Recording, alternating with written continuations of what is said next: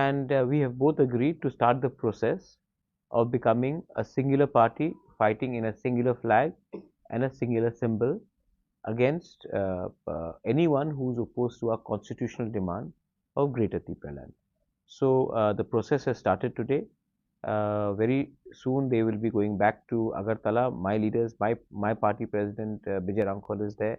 My senior leaders Jagadish Verma, Chittaranjan De Barma, who also happen to be from Tipra Land State Party. He's also there. And we will all sit down and we will jointly announce to the people of Tripura who actually want unity, Thansa. And eventually, parties are not as important as the will of the people. And 2.5 years ago, there were as many as 10, 11 regional parties.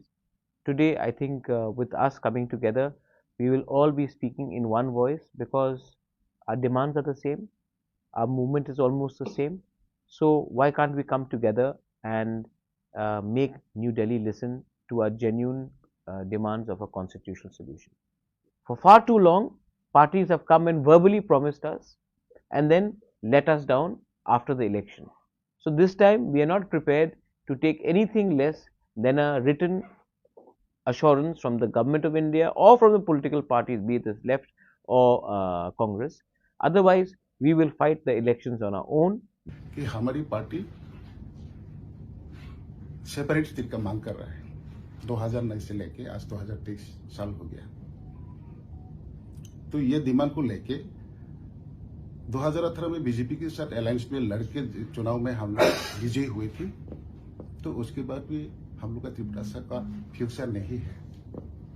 तो हमारी बुबाग्रा वो दिल से प्यार से जान लगा के अपना दफा को सेफ रखने के लिए, अपना त्रिपुरा को सेफ रखने के लिए, त्रिपुरा का एक सुस्त वातावरण देने के लिए जो लड़ रहा है, तो उसको साथ देना अभी बहुत जरूरी है।